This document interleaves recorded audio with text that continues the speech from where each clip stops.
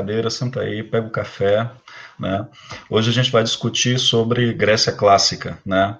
Meu nome é Renato e esse canal foi criado inicialmente como uma ponte entre mim e meus alunos, né? Mas se esse vídeo também servir para você, por favor, faça seus comentários, clica no gostei, né?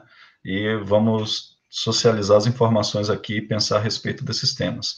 O vídeo de hoje, ele é sucinto e fala sobre Grécia Clássica porque ele tem o objetivo de definir alguns elementos que costumam cair em prova de Enem. O primeiro tópico em Grécia que costuma cair no Enem, né, é sobre democracia. Mas antes de falar sobre isso, é importante a gente dizer que quando a gente fala de Grécia, a gente está falando de não uma cidade, a gente está falando de uma quantidade enorme de cidades e estados, mas a gente vai estudar uma em específico que é muito importante, que é Atenas. Então a gente está enxugando o tema, né? De todos os períodos históricos do período pré-homérico, período homérico, período arcaico, período clássico e também período helênico, de todo esse espaço de tempo de mais ou menos 2.500 anos, o espaço que a gente estuda é mais ou menos do século VI ao século IV, porque é um momento do florescimento da arte, da filosofia e também da democracia em Atenas. Isso para a gente é muito importante, né? Então a gente está fazendo um funil do que vocês vão estudar, para não perder tempo estudando em coisas que não caem geralmente nem em vestibular. Vamos lá. Então, o negócio é estudar Atenas. Em Atenas, primeiro cai a democracia, né? Democracia ateniense, esse ensaio político ateniense da democracia, e depois, como uma característica acoplada à democracia, está a cidadania, né? E, por sequência, a gente vai observar lá que também costuma cair em provas de Enem e vestibular, temas ligados à representação das cidades-estados para os gregos, os Jogos Olímpicos, ou como o trabalho é observado, né, o trabalho manual é observado por essa sociedade ateniense. Então, é mais ou menos dentro dessas características. O que nós vamos analisar mais?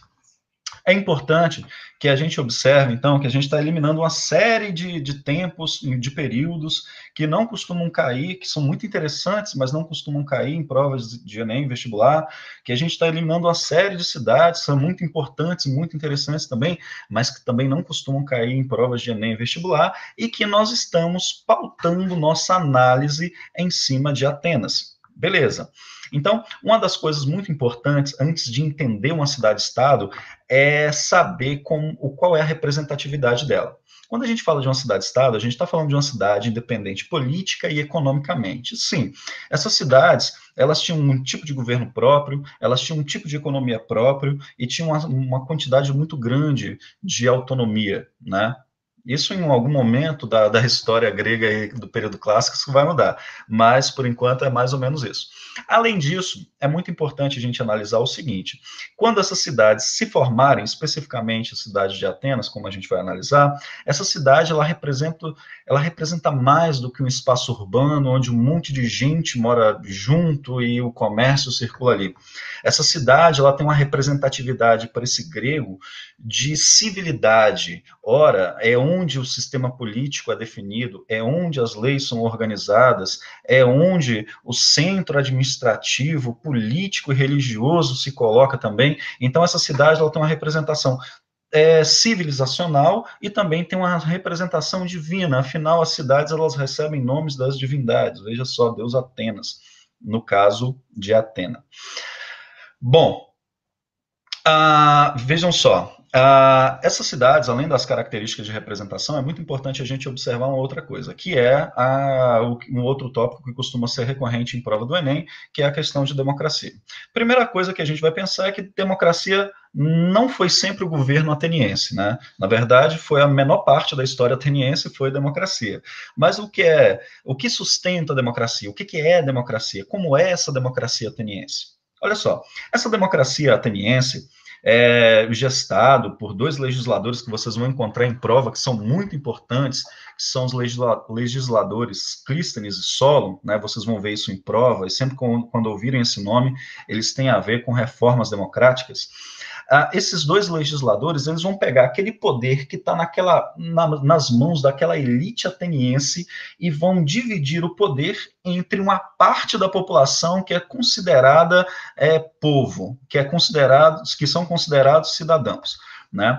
Então, quando a gente fala de democracia, a gente está falando de um modelo político de participação popular, onde o povo define o destino do Estado, porque, afinal, o Estado é um organismo criado e sustentado por esse próprio povo.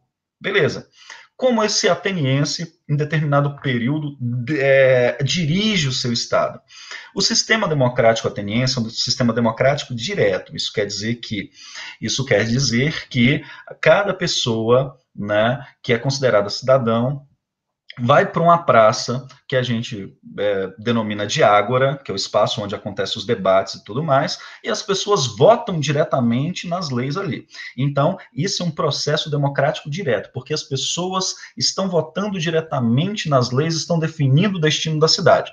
Uma outra coisa que para nós é muito interessante também, é que quando a pessoa está em um processo democrático direto, o direito de decisão não se separa dela, que é diferente do nosso modelo democrático representativo. Quando nós vamos lá na urna eletrônica votar, né, nós estamos nos separando dos direitos de definir a vida pública pelo espaço de 4 anos. Estamos doando nossa capacidade decisória para uma pessoa durante 4 anos para que ela administre a vida pública, né? Então, o nosso modelo democrático de decisão é um modelo indireto, né? E tem vários autores que pensam por que não é e tudo mais, mas a gente só vai poder pensar isso quando pensar e discutir Montesquieu e Iluminismo, lá por volta aí do século XVIII na França. Vamos lá, continuando em Atenas. Então, para que alguém exerça a função de voto, os atenienses criaram critérios, que a gente vai chamar de critérios para exercer a cidadania, que definem quem pode participar da vida pública e quem não pode. Para o ateniense, pode participar da vida pública. Primeira característica, tem que ser homem, beleza? É uma sociedade extremamente patriarcal, né? Limita a liberdade feminina em grau radical, né? Segundo lugar, além de participação além de ter que ser homem, tem que ser filhos de pais e mães atenienses, né? E também tem que ser maior de 21 anos de idade. Então, o resultado é que o número de pessoas que participam do processo democrático é muito pequeno. O que a gente vai tirar como característica, ou pelo menos interpretação disso? Quero dizer que pelo menos 10 a 15% de toda essa sociedade grega vai lá para a Ágora para poder definir e votar a vida de uma população que é infinitamente maior do que esse grupo pequeno. E isso, mesmo assim, ainda é chamado de democracia. Né? Quem fica de fora? Ficam de fora as mulheres, ficam de fora as pessoas livres, mas que não são filhos de pais nem mães atenienses, ficam de fora. Há um grande número de escravos aí nesse momento, né? Atenas vai enriquecer muito depois das guerras médicas, né? Ela vai se tornar dominante sobre as outras cidades-estados nesse período, mas o que é interessante, que talvez esteja em prova de vocês, é que essa característica da democracia, ela é dependente de um processo radical de exclusão. E outra característica também muito importante, Atenas, para poder desenvolver o processo democrático, vai se apoiar em uma quantidade gigantesca de trabalho escravo. Então, a gente tem o convívio entre o trabalho escravo e também o cidadão ateniense. Quem sustenta essa galera discutindo, debatendo, filosofando na Ágora é o trabalhador escravo, é o estrangeiro comerciante, né? Porque para que alguns indivíduos tenham a liberdade e a autonomia de tomar a direção das cidades, um outro grupo gigantesco de pessoas vai trabalhar e também produzir a riqueza dentro de Atenas. Então, essas são as limitações da democracia e da cidadania ateniense, né? De maneira que o trabalho, quando ele é exercido em Atenas, e também em outras cidades e estados gregas, o trabalho é entendido como um demérito, algo negativo. Então, talvez vocês encontrem em questões de prova mais ou menos o seguinte, que como uma pessoa que teve que trabalhar, que teve que varrer, que teve que fazer alguma atividade física, laboral, algum trabalho, ela era desprestigiada por ter algum dia em sua vida ter feito isso, né? Então, o trabalho é observado como negativo. Vamos lá. Então, são essas categorias aí. Outro tema que também pode cair, que é uma característica, principalmente porque nós estamos em anos de Jogos Olímpicos e que não vai acontecer esse ano por causa da pandemia, é a questão, como eu falei para vocês, dos Jogos Olímpicos. Os Jogos Olímpicos, para nós, eles são importantes por alguns motivos. Entre eles, que os Jogos Olímpicos são a herança desse imaginário grego, e os Jogos, eles, para o grego, no período, eles representavam não só um período de celebração à divindade, Zeus, né, o deus maior do panteão grego, mas também os Jogos Olímpicos, eles representavam para as cidades-estados. E para as potências mundiais hoje, elas representam um jogo de forças, né? Vejam só. Então, quando a gente observa os Jogos Olímpicos hoje, os países que detêm mais medalhas de ouro, geralmente são os países nos rankings de poder econômico, político e militar mundial. E isso para a gente é importante entender, porque como de qualquer forma, né, em qualquer espaço, a relação entre humanos dentro de um espaço, dentro de um jogo, seja o baba que você bate no final de semana, ou, por exemplo, alguém que joga lançamento de dardos aí, uma Olimpíada, é uma disputa de poder, é uma demonstração de força, é uma demonstração de superioridade. Então, diferente do que o Thiago Leifert disse um dia, de que futebol e política não se misturam, futebol é política, assim como qualquer outro esporte ou relação humana nas suas mais variadas dimensões possíveis.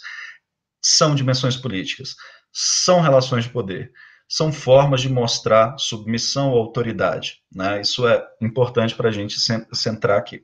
Então, essas são algumas definições que para nós são extremamente importantes e que costumam cair em prova. E quando você for sentar para poder estudar, observe muito, mas muito bem essas características de democracia, cidadania, dos jogos, as representações da cidade, e foque em Atenas que vai dar tudo certo, viu?